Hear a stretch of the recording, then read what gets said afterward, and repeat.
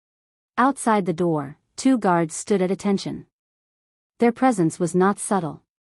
Anyone who walked past this wing of the hospital would know at once that this room, this patient, mattered to someone powerful. Inside, in the chair beside the bed, sat Joo Hyun Park. He hadn't left since they wheeled her in. He'd watched as the doctors cut into her.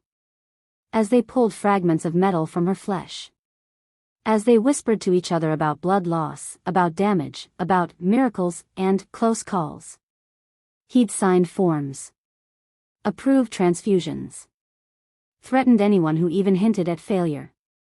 Now, with the surgery done and the immediate danger past, he sat still. Very still.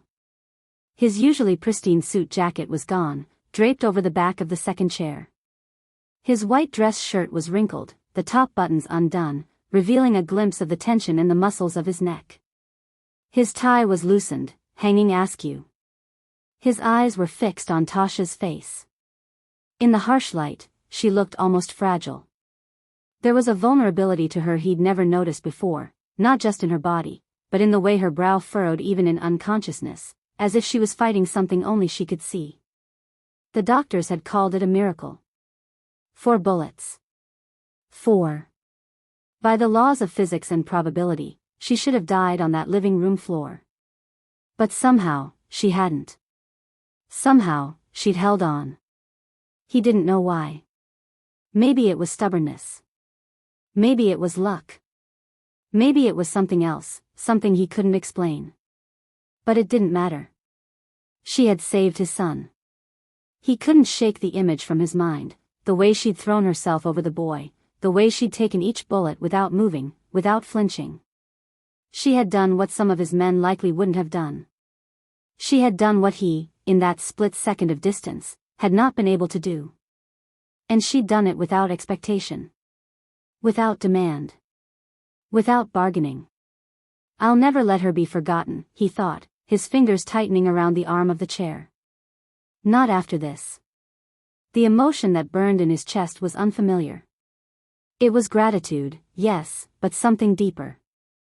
Something that felt dangerously close to guilt. He had brought her into his world. He had paid her to clean his floors, to tidy his rooms, to make his life easier. He had never considered that he might be asking her to risk her life. He'd always known his enemies would come for him. He'd always known his son could be a target. But he had never thought about the people caught in between, the maids, the cooks, the drivers. The ones who didn't choose this life but lived in its shadow. He looked at her hand, limp on the sheet. Small scars marked her knuckles, faint but visible. Signs of a life that had not been gentle with her. Who are you, really? He wondered. He knew the basics. Her name, Tasha Nombula Johnson. Her nationality, South African. Her age, 26. Her employment, full-time live-in domestic staff. He knew what was on paper. But paper never told the whole story. He shifted in his chair, leaning forward slightly, his eyes scanning her face as if he could read it like a document. The curve of her nose. The fullness of her lips. The faint shadows under her eyes. He tried to imagine what had shaped her into the woman who would do what she'd done. What kind of life teaches you to throw yourself in front of bullets for a child that isn't yours? Footsteps approached the door. A doctor stepped in, bowing slightly in respect. Mr. Park, he said. She's stable now. We managed to repair most of the damage. She will need a long recovery, but she is strong. The fact that she survived the initial trauma is almost unimaginable. Hyun nodded once. Is there anything she will lose? He asked quietly. Movement? Memory? The doctor hesitated. We don't believe so, he said at last. There may be lasting pain. Scarring, certainly. And the risk of complications is still present. But as of now, her vitals are good. Hyun's gaze didn't leave Tasha's face. Good, he said. The doctor cleared his throat. If I may ask, she is a maid, yes? He asked, cautiously. Most employers would not keep vigil like this. Hyun turned his head slowly, his eyes locking onto the doctor's. Something dangerous and unreadable flickered in his stare. She saved my son, he said, his voice quiet but edged with steel. From this moment on, she is not just anything. The doctor swallowed. Of course, he said quickly, bowing again. We will give her the best care. You'd better, Hyun replied. Or I will find someone who will. When the doctor left, the room fell silent again. Hyun sat back. Hours passed. He made calls. He gave orders. He found out who had sent the men who broke into his home. He listened as his men recited names, locations, affiliations. His answers were cold and calculated. Find them, he said. Every last one. Their bosses. Their financiers. Their families. I want them erased. But even as he commanded death, his eyes kept drifting back to the breathing woman on the bed. The contradiction of it, of orchestrating violence while guarding this fragile life, did not escape him. Yet he felt no conflict. There was no room for mercy in his world. Not for his enemies. Not now. Not ever. But for the woman who had saved his son, there would be nothing he wouldn't do. When Tasha finally woke, she did so slowly. At first, she floated in darkness, weightless. Sound reached her in muffled waves, the soft beeping of machines, the distant murmur of voices, the faint hum of air conditioning. Pain came next. Dull at first. Then sharper. Her body throbbed in multiple places, an aching awareness that every inch of her had been through something terrible. She tried to move and immediately regretted it. The slightest shift sent a flare of agony through her shoulder and chest. A small, involuntary groan slipped past her lips. The sound seemed to crack the air. A chair creaked. Fingers tightened around an armrest. Tasha. The voice was deep. Commanding. But gentler than she'd ever heard it. She forced her eyes open. The light stabbed at her, making her squint. Shapes swam into focus slowly, like things emerging from underwater. White ceiling. White walls. Machines. And a man. She blinked. Mr. Park, she whispered, her voice rough, her throat dry. He was sitting beside her bed, leaning forward, elbows on his knees. The dim light highlighted the shadows under his eyes, the hint of stubble along his jawline, the tension etched into his features. He looked different. Less composed. More human. Yes, he said. Their eyes met. For a moment, neither of them spoke. Tasha's mind raced, scrambling to piece together what had happened. The living room. The windows. The gunman. The boy. She sucked in a sharp breath, her eyes widening. Is he? She choked. Is Taeyong. He's safe, Hyun said quickly, his gaze steady. He's alive. Thanks to you. Her eyes fluttered shut, relief washing over her in a warm, dizzy wave. Okay, she whispered. Okay. She tried to laugh, but it came out as a weak exhale. Good, she murmured. That's good. When she opened her eyes again, she found him still watching her. It was unnerving. She wasn't used to being the focus of anyone's attention in this house, not like this. Not with this intensity. How long? She asked. 3 days, he said. She stared at him. 3 days? You were in surgery for hours, he said. You lost a lot of blood. The doctors weren't sure you would make it. She swallowed. So I didn't die, she said softly. Yet. His jaw tightened. No, he said. You didn't. Silence settled over them again. She studied him. He was still wearing the same white shirt from before, though it was now clean. But the strain in his posture, the tightness in his shoulders, the stiffness in his neck, those were new. How long have you been sitting there? She asked, frowning slightly. He hesitated. Long enough, he said. Long enough for what? She wanted to ask. Long enough to watch me sleep? Long enough to regret hiring me? Long enough to figure out what to do with me now? She didn't say any of it. Instead, she shifted her gaze to the side, noticing the two guards standing near the door. Of course. Even here. Even half-broken, she was still in his world. His rules. His danger. She licked her lips, her throat parched. Can I get some water? She asked.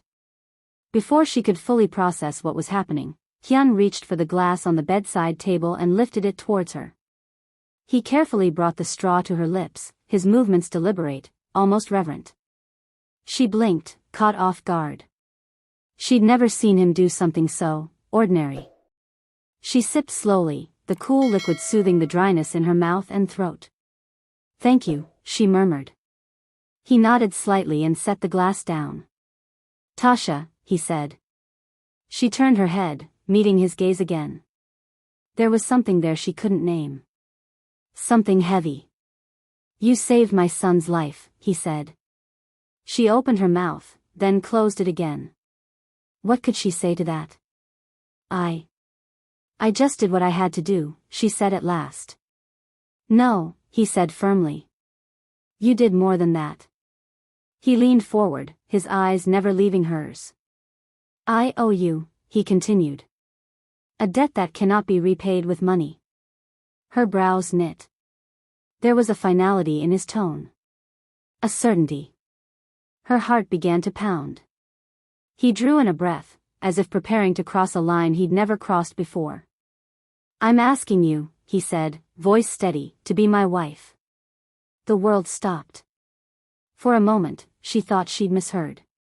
Her mind, still foggy from painkillers and trauma, scrambled to make sense of the words. To be my wife. She stared at him, eyes wide. What, did you say? She whispered. His gaze did not waver. Marry me, he repeated. Her heart slammed against her ribs. She thought of the boy's small fingers clutching her. She thought of the bullets tearing through her flesh. She thought of the mansion, of the guards, of the whispered rumors about the Park crime syndicate. About the man who ran it. I'm a maid, she said, the words spilling out in a rush. Mr. Park, I clean your floors. I wash dishes. You saved my son's life, he said again, more quietly. That is more than any ring I have ever placed on a finger has been worth. Her head spun. This has to be the drugs, she thought. This can't be real. But his expression didn't look like a hallucination. It looked like resolve. Why? She blurted. Why would you ask me that? He held her gaze. Because what you did, he said, changes everything. She swallowed. Her mind whirled. Marry him? Marry a mafia boss? Marry the man whose name carried death in its echo? She imagined herself standing beside him in that mansion, not as a maid but as his wife. The wife of Joo Hyun Park. The mother figure to his son. Immediately, another thought sliced through the fog. You don't belong in his world. You barely belong in his house. Her heart clenched. I'm not like you, she said, her voice trembling. I don't come from money. I don't come from power. I came here because I needed a job. To send money back home. I don't know how to be someone's wife. Especially not yours. He didn't look away. You know how to be brave, he said. You know how to protect. You know how to risk everything for someone else. His voice softened. That is more than I can say for many people who have stood beside me in my life. She stared at him, her throat tight. This is insane, she thought. Absolutely insane. She thought of her mother back in South Africa, hands rough from years of work, praying late into the night for her daughter's safety in a foreign land. She thought of the cramped little house she'd grown up in. The siblings who depended on the money she sent home. The dreams she'd had once, of studying, of building something of her own, of freedom. And now this man was sitting in front of her, offering her a different kind of life. One wrapped in silk and blood. What if I say no? She asked quietly. His eyes darkened just a fraction. Then I will make sure you are taken care of for the rest of your life, he said. Your family as well. Your sacrifices will not go unrewarded. The words were simple, but she heard the deeper message. It wasn't a threat. It was a promise. I'm not trying to trap you, Tasha, he said softly. You've lived in my house for 6 months. You've seen enough to know what I am. I won't lie to you now. She nodded slowly. At least he's honest, she thought. He continued. I am a dangerous man, he said. I have enemies. They will continue to come. And now, they may come for you, too. Her blood ran cold. You stepped into my world the moment you threw yourself in front of those bullets, he said. Whether you marry me or not, they will remember your face. They will remember what you did. Some will see you as a target. Others, as an opportunity. The weight of those words settled over her like a blanket of ice. She had known, in a distant way, that working in his house came with risks. But she had never considered that a split-second decision could drag her into the center of his storm. He leaned closer. If you are my wife, he said, you will not face them alone. You will have my name. My protection. My resources. My loyalty. Her heart pounded. You've made a deal with the devil, a voice whispered in her mind. But another voice, quieter, cut through the fear. He's offering you power. Not just survival. Power. She thought of the way she'd felt holding Taeyong, willing her body to be an unbreakable shield. She thought of the way the bullets had burned, but how her resolve had burned hotter. I was just a maid in a mansion, she thought. And now I'm standing at the edge of something I can't even see. I need time, she said at last, her voice barely above a whisper. He nodded. You'll have it, he said. But not much. There was no cruelty in the words. Just realism. In our world, he said softly, there is never much time. The days that followed were a blur of pain and decisions. Physically, she improved. Slowly. She learned how to breathe without gasping. How to sit up without feeling like her chest was on fire. Nurses helped her stand, their hands steadying her as her legs trembled beneath her weight. But mentally, everything was a storm. Hyun visited her every day. Sometimes he brought updates about the boy. Taeyong keeps asking about you, he told her one afternoon, standing at the window with his hands in his pockets.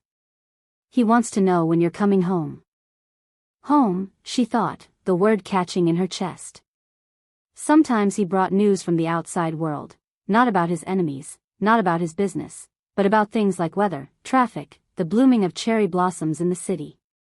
She could have asked him why. Why he cared. Why he sat in that chair for hours. Why he'd asked her something so impossible. But she didn't. Not yet. One evening, as the sun sank into the city skyline, painting the room in soft shades of gold, he sat in the chair beside her bed and said quietly. I meant what I said.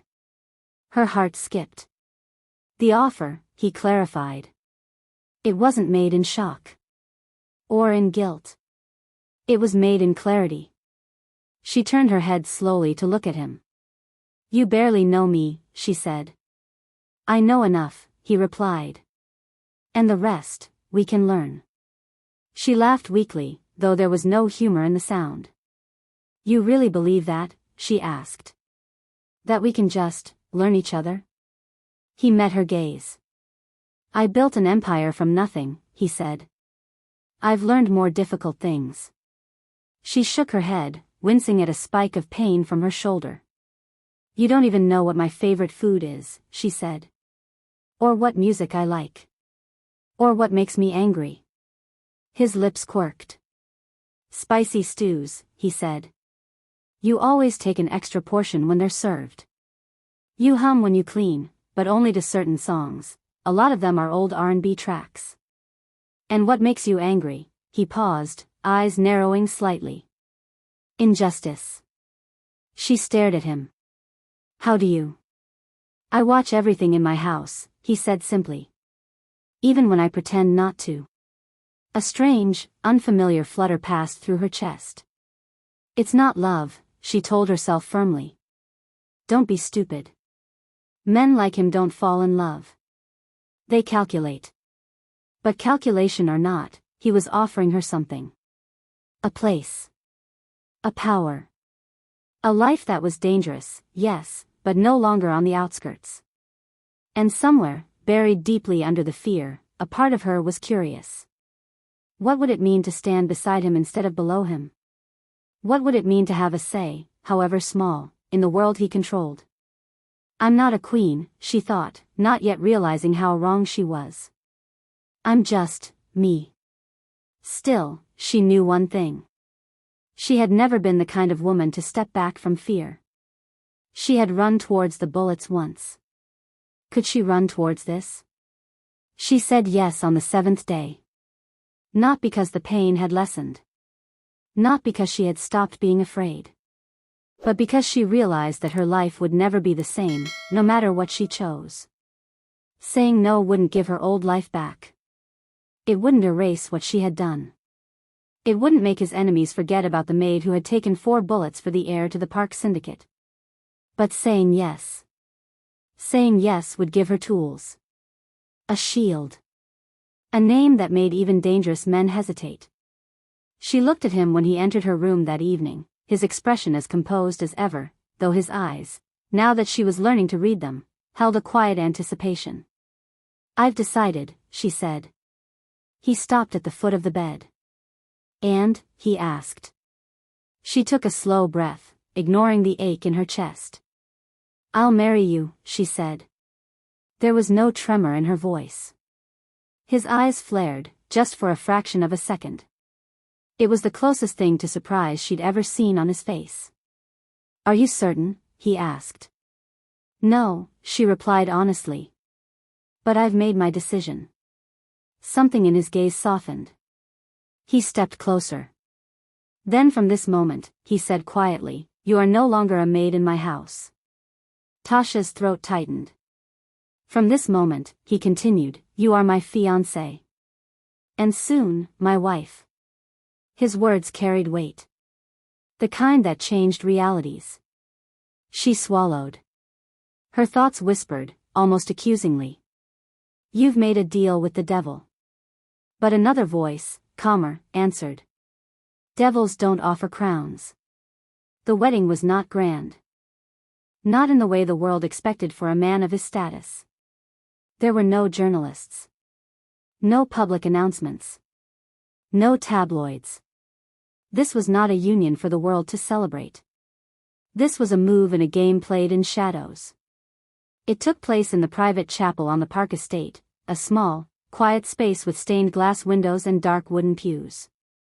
The air smelled faintly of incense and history. Tasha stood at the front, her hands clasped tightly around a small bouquet of white lilies. The scars on her shoulder and collarbone still ached, but the dress concealed them well, a simple white gown, elegant but unextravagant, chosen more for comfort than spectacle. Her hair was down for once, curls softened and brushed, cascading over her shoulders. A thin veil framed her face. She felt like an imposter. The staff had looked at her with wide eyes when the announcement had been made. A maid. Marrying the boss. Some of them were resentful. Some of them were afraid. Some of them were oddly hopeful. But none of them dared speak against it. Not openly. Not when the boss himself had said. She is to be respected. From this day forward, anyone who disrespects her disrespects me. Hyun stood beside her in a black suit, crisp and perfectly tailored. He looked like a man born to wear power, to wield it. Yet as he glanced at her, there was something in his gaze she had never seen before. Uncertainty. The officiant's voice washed over them in Korean. Tasha caught phrases here and there: honor, loyalty, protection. Her Korean had improved over the months, but still, there were words that slipped past her. It didn't matter. She understood the essence. When it was time for vows, Hyun spoke first. He didn't recite anything memorized. He didn't read from a piece of paper. He simply looked at her and said, "I am not a good man." Her heart skipped. He continued. "I have done things I will never ask you to understand," he said. "You've seen only fragments of my world. There is darkness in it. In me." The room was silent. "But you stepped into that darkness," he said, "not for power. Not for money. Not for yourself. You stepped into it for my son." His jaw tightened slightly. "You have already done more for my family than most people who have shared my name," he said. "For that, I owe you a debt that cannot be measured. I cannot promise you peace. I cannot promise you safety. But I can promise you this." His voice dropped. "I will never let you stand alone," he said. "Not as long as I live." The words landed like a vow carved into stone. Her throat ached. When it was her turn, she swallowed hard. "I didn't grow up dreaming of this," she said quietly, her accent wrapping around the Korean words carefully. "Not of mansions. Not of being someone's wife like this." A few people in the small congregation, trusted lieutenants, select members of staff, the family lawyer, shifted, watching her closely. "I grew up where you count every rand," she continued, lapsing briefly into English before catching herself. "Every coin. Where you learn to be grateful for little. To work hard. To endure." She drew a breath. "Coming here. I just wanted a job," she said. "A way to help my family. I didn't want this world." Hyun's eyes darkened slightly, but he said nothing. "But I made a choice," she said. "In that living room. Not for your money. Not because you're who you are. I made it because there was a child in front of me. Afraid. Alone. And I couldn't walk away." Her fingers tightened around the bouquet. "I don't know how to be a mafia boss's wife," she admitted. "I don't know all your rules. Your enemies. Your politics. But I know how to protect. I know how to survive. And I know how to stand up when it matters." Her heart pounded. She lifted her chin slightly. "If I wear your name," she said quietly, "I won't wear it quietly. I won't be a ghost in your house. If I am your wife, then I am a partner. Not a decoration. Not a shield you put away when you're done." A ripple of surprise passed through the room. She didn't look away. "And if I stay," she finished, "I stay on my feet." For a moment, no one breathed. Then, slowly, the corner of Hyun's mouth lifted. Barely. But it was there. "Then stand beside me," he said. They exchanged rings. Simple bands. No diamond-encrusted display. Just metal. Solid. Real. When the ceremony ended, the words echoing in her mind were not love, or forever, or happily ever after. They were war, and choice, and consequence. Life as Mrs. Park was nothing like she imagined. For the first few weeks, it felt like living in someone else's skin. The staff bowed more deeply. Guards moved aside when she walked past. People who had barely noticed her before now watched her closely, measuring, judging. Her uniform was gone. Her room in the servants' quarters was replaced with a suite near the master bedroom, spacious and beautifully decorated. But it didn't feel like hers. Not yet. Sometimes, late at night, she would stand at the floor-to-ceiling windows, looking out over the city lights, arms wrapped around herself, wondering what her mother would say if she could see her now. Would she be proud? Terrified? Both? Hyun was complicated. He didn't try to force intimacy where there was none. He didn't demand affection. He didn't pretend they were a fairy tale couple. But he made space for her. He took her to dinners where deals were discussed in between courses. He introduced her to men who controlled entire shipping lanes, to women who managed fronts for the syndicate with quiet competence. He watched how she observed, how she asked questions. Sometimes, late in the evening, they would sit in his study, each with a drink, hers always something light, and talk. Not about romance. About business. About loyalty. About the strange, fragile thing that was their new dynamic. "I won't keep you in the dark," he told her once, fingers drumming lightly on his desk. "If you're tied to my name, you deserve to know what that name carries." She listened. She learned. She began to understand the web of alliances and rivalries that made up Hyun's world. The Korean syndicates. The foreign cartels. The old families who hated that a man like Hyun had risen so high, so fast. And she realized something that chilled her. They weren't just enemies to him. They were enemies to her now, too. She saw it in their eyes when they met her. Some hid it well, smiling politely, bowing, offering congratulations. Others did not. To them, she was a disruption. An outsider. A foreigner. A maid. They thought she would be easy to break. Tension grew. Not in the mansion. Not at first. But in the city. Hyun's enemies had not been idle. The attack on the mansion had been a message. A test. He had responded with blood. But in this world, blood rarely ended anything. It only bought time. Rumors reached them through various channels. Someone was unhappy that Hyun had elevated a maid. Someone saw it as weakness. As sentiment. As a crack they could exploit. "Do you regret it?" she asked him one night, sitting on the edge of the bed, fingers tracing the scars on her shoulder absent-mindedly. He glanced at her from the doorway, where he'd been loosening his tie. "Regret what?" he asked.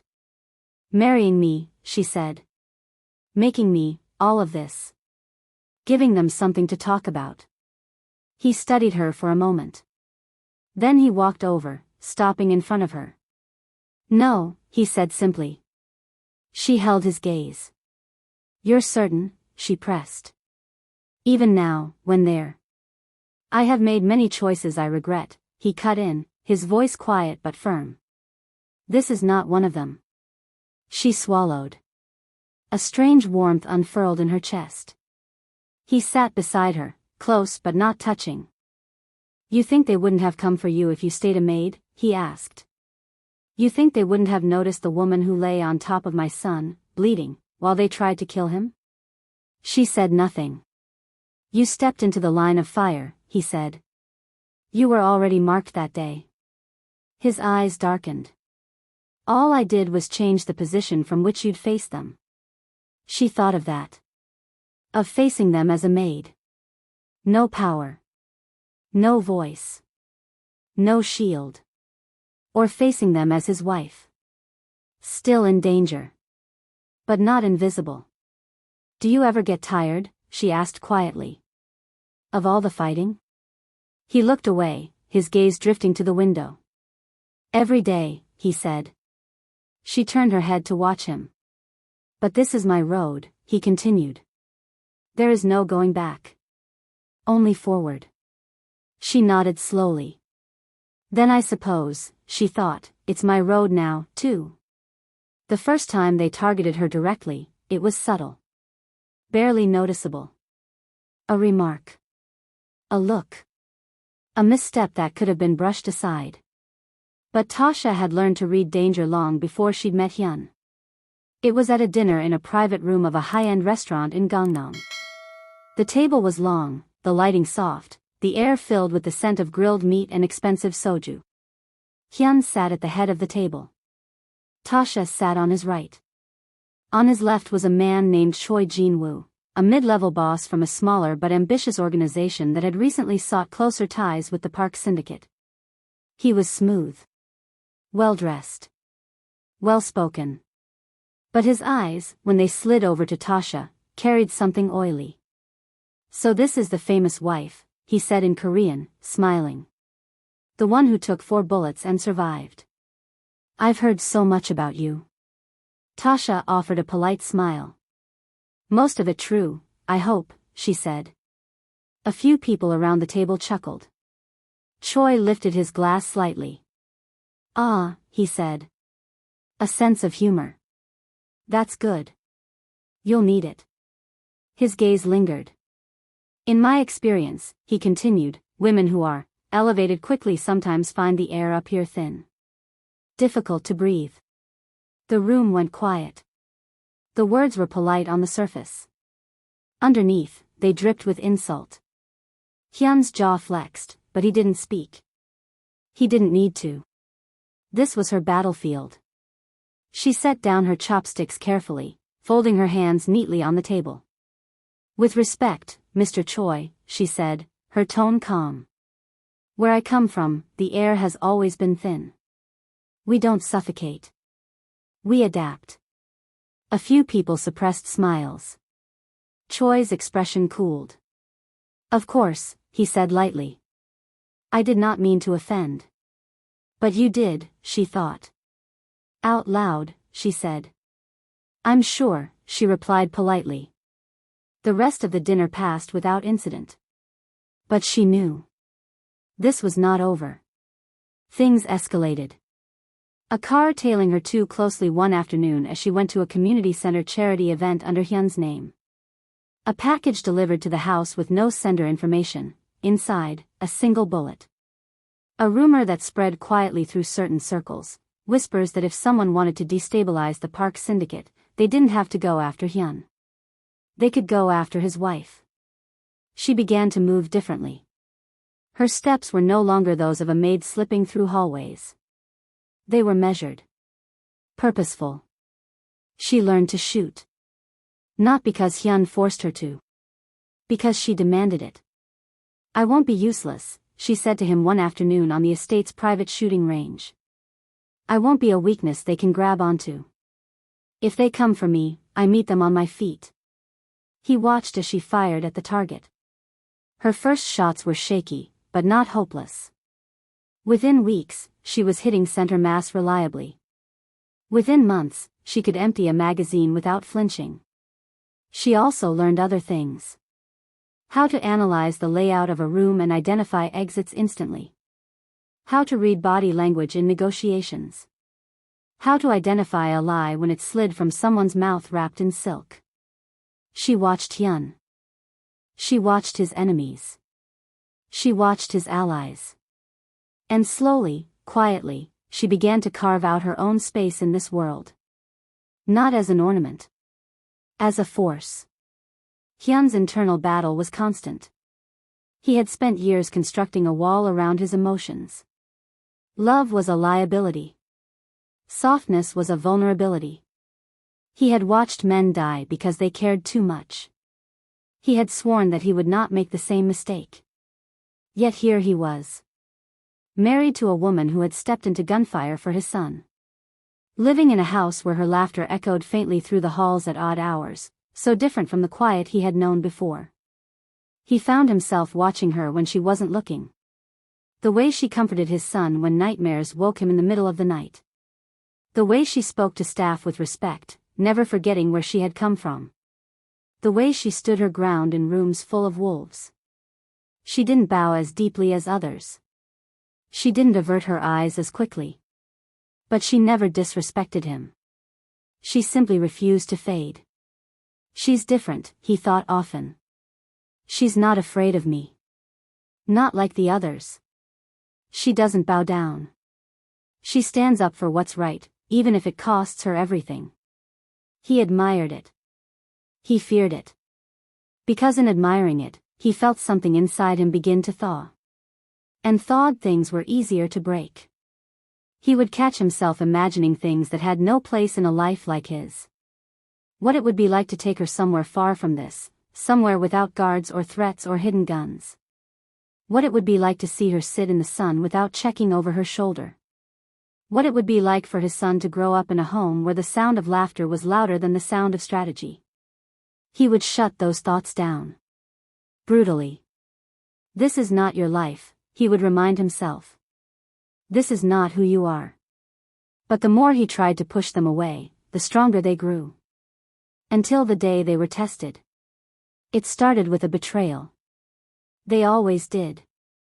One of Hyun's trusted lieutenants, a man who had been with him since the early days, sold information to a rival syndicate. For money. For fear.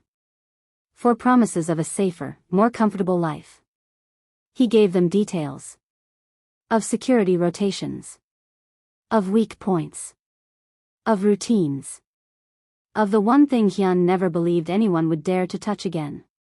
His family. By then, Tasha was no longer a passive passenger in his world. She was involved. Not in every meeting, not in every decision. But in enough. She knew when something felt off. And one week, everything felt off. Movements changed. Certain calls went unanswered. Certain faces disappeared. She didn't ignore it. She brought it to Hyun. I don't like this, she told him, standing in his office with her arms crossed. People are tense. And not the usual tense. He looked up from his paperwork, brows lifting. You think something is coming, he said. She nodded. I don't think, she replied. I know. He believed her. He doubled security. He cancelled certain external meetings. He kept his son close. But he underestimated one thing. The enemy's willingness to break tradition. They didn't come through the front gate. They didn't come through the windows. They came from below. Through a maintenance tunnel connected to an old, forgotten sewer line. A tunnel few people even knew existed. Few. But not none. Smoke filled the lower halls before the alarms even triggered. Guards sprinted. Cameras flickered. Radios crackled with overlapping shouts. Breach in the east wing. Fire in the basement. It's gas, don't light anything. They're inside the perimeter. Tasha was in the upstairs hallway with Taeyong when the first alarm sounded. She didn't hesitate. Come here, she said, grabbing his hand. We're moving. Now. He stared at her, wide-eyed. Is it like before? He asked, voice shaking. Her heart clenched. Maybe, she said. But this time, we're ready. She dragged him down the hallway, her mind racing. Hyun had shown her the safe room. Only a handful of people knew about it. Hidden behind a panel in the wall of his private study, it was a secure chamber with reinforced walls, independent airflow, and direct contact to a separate communications line. That was where she needed to get his son. Bullets could be heard in the distance now, muffled but unmistakable. Shouts. Scuffles. Glass breaking. Again. Miss Tasha, he said, panting as they ran. I'm scared. She squeezed his hand. Good, she said. Fear keeps you sharp. But don't let it freeze you. Keep moving. They rounded a corner, and almost collided with one of Hyun's guards. Mrs. Park, he said, bowing his head briefly even in urgency. They've breached the lower level. I know, she cut in. We're heading to the study. He hesitated. There might not be time, he said. She met his gaze. Then make the time, she snapped. You cover us. He swallowed, then nodded. They moved as a unit. Down the hall. Towards the study. Towards the hidden room. But the enemy wasn't blind. They had studied blueprints. They knew where Hyun's center of operations was likely to be. They headed there too. The first clash happened just outside the study doors. A masked man, rifle raised, turned the corner at the same time they did. He saw the boy. He saw her. His aim shifted. She didn't think. She acted. Down, she shouted, shoving Taeyong hard towards the wall. He dropped, hitting the floor with a thud. The guard beside her fired. The attacker fell. But more sounds approached. More footsteps. More voices. Go inside, the guard barked. Now. Tasha grabbed the boy and dragged him into the study. The heavy door slammed behind them, muffling the chaos outside. The office was dim, lit mostly by the afternoon light filtering through the window. She went straight to the panel in the wall. She pressed her hand against it, fingers feeling for the slight indentation Hyun had shown her. It clicked. The panel slid open, revealing the reinforced door beyond. She turned to the boy. In, she said. Now. He shook his head, tears brimming. What about you? He asked. She gripped his shoulders, forcing him to look at her. I'll be right behind you, she said. Go. He hesitated. She softened. I promised you once, she said quietly, that I wouldn't let anything happen to you if I could help it. Right? He nodded, lip trembling. Then trust me, she said. Go. He stepped inside. The door began to slide closed. Tasha turned back towards the rest of the study. And came face to face with a man holding a gun. Not masked. Not anonymous. Choi Jin-woo. His smile was slow and cruel. Well, he said softly. Here she is. The famous wife. Her blood ran cold. Step away from the door, he said. Slowly. She didn't move. His eyes hardened. Do you really think you can stop me? He asked. You got lucky once. Hid under bullets. But this time. I'm not here for the boy. His gaze raked over her. I'm here for you. The words slithered into her ears. Behind her, she could feel the aura of the safe room door, heavy and solid. If he got past her. If he got inside. No, she thought, a calm clarity settling over her like a second skin. Not this time. I'm not going anywhere, she said. His smile sharpened. He took a step closer. Your husband humiliated a lot of people by marrying you, he said. A maid. A foreigner. He made a point. That you were special. He sneered. Let's see how special you are when you're bleeding again, he murmured. She felt the weight of the gun at her hip. She'd been carrying more often now. Not always. But often. Her fingers itched. If you pull that, he said casually, glancing at her waist as if reading her mind, you'll be dead before you clear the holster. Maybe, she said. He frowned. There was no fear in her voice.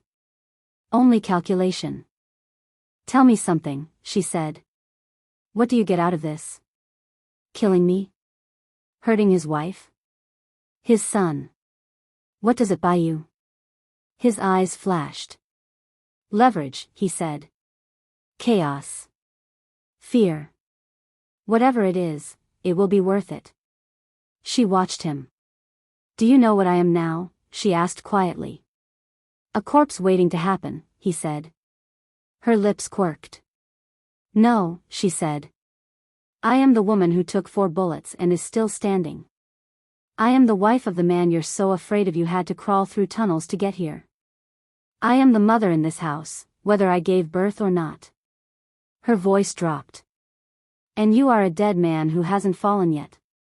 Before he could fully process the words, she moved. Her hand shot to her hip, gun clearing the holster. He lunged, raising his own weapon.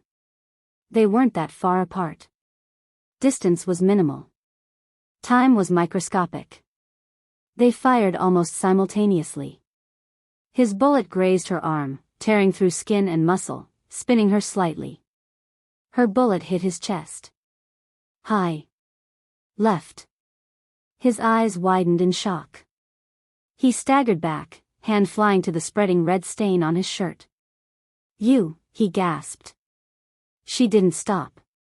She fired again. And again. He fell. Silence pounded in her ears, louder than any gunshot.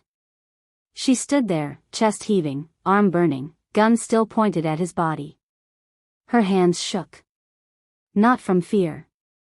From adrenaline. From the realization of what she had just done. She had killed a man. Not in the abstract, from a distance. Up close.